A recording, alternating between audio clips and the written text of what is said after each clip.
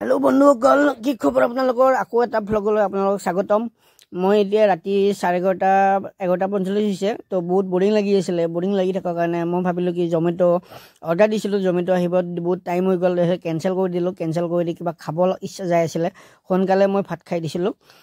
তো 9টা মানতে ভাত খাই দিছিলো তো আকৌ ভোক লাগিছে ভোক লাগাৰ কাৰণে মই ভাবিলো কি ফুটপাথত চাও কিবা আছে নে নাই তো তেনেকৈ ফুটপাথত আহি আছিল আহি বিচাৰি আহি মানে কি কিবা পাও যদি খাই দিং আৰু তো হেতু হিসাবত মই আহিলো তো আহি এটা বস্তু দেখা পালো কিন্তু সেই ৰাতি 11:30 বহুত ট্ৰেফিক হয় আৰু ইয়াতে মই ফুটপাথত আহি মই পাই গলো এখন মেগী দোকান মেগী মানে কি ইয়াতে বনাই দিয়ে মেগী পৰা কণীৰ পৰা গটেখিনি আছে তো ইয়াতে দেখা পাইছে আপোনালোকে অমলেট 25 টকা অমলেট দুটা ললে 40 টকা হেনেকা দিয়া আছিল তো তাৰ পৰা মই গলো কি ভেজ মেগী এক প্লেট দিয়ক 50 টকা আৰু বইল অমলেট দুটা দিয়ক 40 টকা হ'ব তো এনেকৈ দি দিলোঁ তো প্ৰথমতে মই মানে কি ল'ৰাজনক মই ক'লোঁ আৰু মুখেৰে কৈ আছিলোঁ তো বুজি পোৱা নাছিলে সেই ল'ৰাজনে তো পিছত মই গম পালোঁ ল'ৰাজন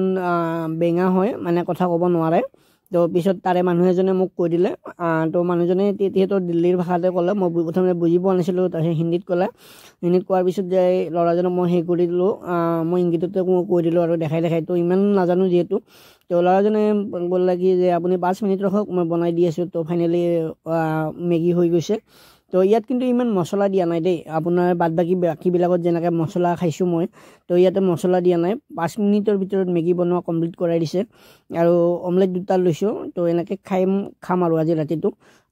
খাই লৈ থাকি দিম তো ইয়াতে মানে কি বহুত ভাল হয় আৰু বহুত চাফ চিকুণ হয় বস্তুখিনি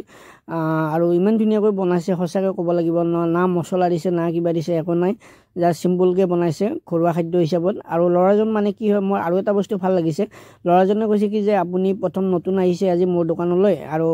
আপোনাক দিল্লীলৈ স্বাগতম আৰু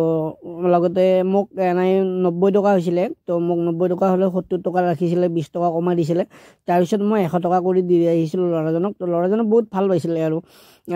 বেঙা হয় কিন্তু বেঙা হ'লেও যে এনেকৈ ফুটপাথত কাম কৰি আছে নিজৰ পেটটোৰ কাৰণে নিজৰ কাৰণে ইমানখিনি কষ্ট কৰি আছে ৰাতিপুৱা 6টা বজাত বহে বোলে তো লাষ্টত যায় ল'ৰাজনে থেংক ইউ ক'লে থেংক ইউ কৰাৰ পিছতে মই থেংক ইউ ক'লোঁ তো এনেকৈ ওলাই আহিলোঁ ওলাই আহি তাৰপিছত যে ইয়াতে মোটামুটি 3 মিনিটৰ ৰাস্তা আৰু মোৰ ৰুমৰ পৰা তো ইয়াতে আহি মানে কি তেনেকৈ আৰু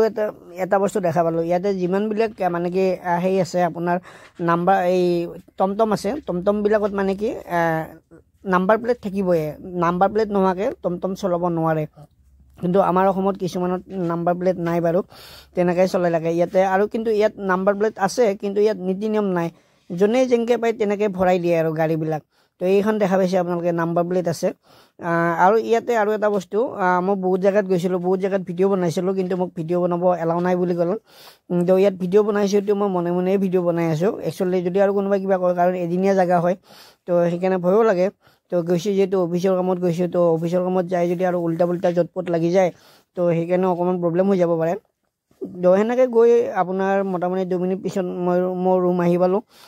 তো এইটো দেখা পাইছে তো এয়াই হৈছে মোৰ ৰুমটো তো ভিডিঅ'টো যদি ভাল লাগিল লাইক কৰিব কমেণ্ট কৰিব শ্বেয়াৰ কৰি দিব ধন্যবাদ।